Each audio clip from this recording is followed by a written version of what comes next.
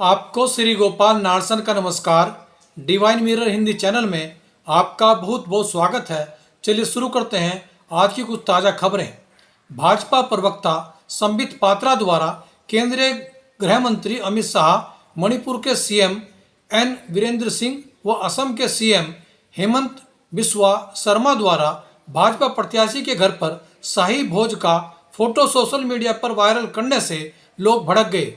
लोगों ने गुस्सा जताते हुए कहा कि यूक्रेन में उनके बच्चे भूखे और प्यासे हैं। एक बच्चे की मौत तक हो गई है, लेकिन भाजपा के ये नेता 56 भोग खाने में व्यस्त हैं, जो इन नेताओं की संवेदनहीनता को दर्शाता है। यूक्रेन पर रूस द्वारा किए गए हमले के बाद से 17,000 भारतीयों ने यूक्रेन को छोड़ दिया है, लेकिन इनमें से 15 उड़ानों के जरिए 3,352 लोग ही भारत लौट पाए हैं। बाकी लोगों का जल्दी से जल्दी लाना भारत के लिए चुनौती बना हुआ है।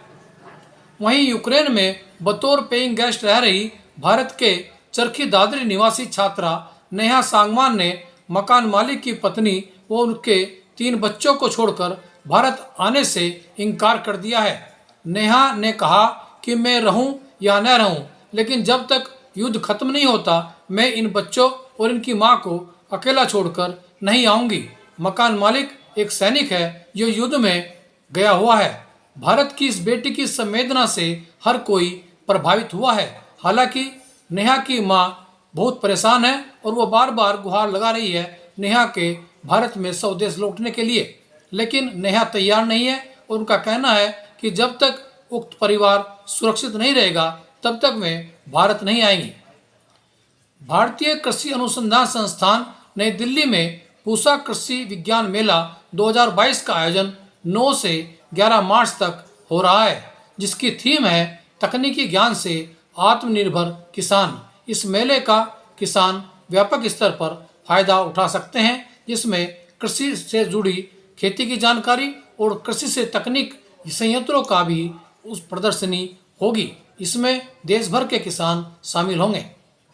पूर्व मुख्यमंत्री हरीश रावत ने कहा कि लाल कुआं विधानसभा क्षेत्र से एक भी पुलिसकर्मी का पोस्टर बैलेट अभी तक पुलिस लाइन नहीं पहुंचा है। वहीं अन्य क्षेत्रों से भी पोस्टर बैलेट के समय से न आने के समाचार मिल रहे हैं, जो एक बड़ी लापरवाही है। उन्होंने आज हल्द्वानी में पूर्व मंत्री यशपाल आर्य से उनके निवास पर भेंट की और पत्रकारों को कांग्रेस की सरकार बनाने का भरोसा दिया।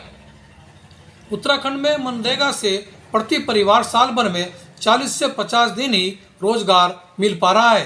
मात्र 3 से 5% लोगों को 100 दिन की मजदूरी मिल पाई है, जो इस योजना को पलीता लगाने का सबसे बड़ा प्रमाण है, क्योंकि सरकारी स्तर पर कम से कम 100 दिन की मजदूरी मिलना जरूरी है, जिसकी सफलता का प्रतिशत मात्र 3 से 5% है, जो बहुत कम है और जो बेरोजगारी को दर्शा रहा है। उत्तराखंड में मनरेगा की इस बदतर हालत के बाद कई अन्य समस्याएं भी उत्तराखंड में बलवती हो गई है। जहां मौसम बदलने के साथ ही उत्तराखंड के पर्वतीय क्षेत्रों में मौसम विभाग ने फिर से बर्फबारी की और वर्षा की चेतावनी दी है। अगले हफ्ते में यह मौसम फिर से बिगड़ सकता है, इसलिए मौसम विभाग का कहना है कि सावधानी ही जरूरी है। सहारनपुर में भारत के प्रथम स्वतंत्रता संग्राम इतिहास को रेखांकित करते हुए डॉक्टर अनिल वर्मा द्वारा अंग्रेजी में लिखी गई पुस्तक जे.जी.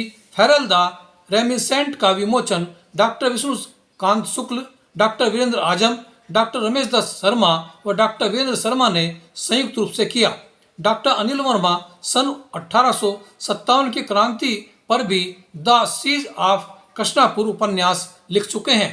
उनकी अभी तक कई पुस्तकें अंग्रेजी में प्रकाशित हो चुकी हैं। आज डिवाइन मिरर हिंदी चैनल में इतना ही। कल फिर हम नई खबरों के साथ हाजिर होंगे। तब तक के लिए श्री गोपाल नारसन को इजाजत दीजिए। जय हिंद, जय भारत, नमस्कार।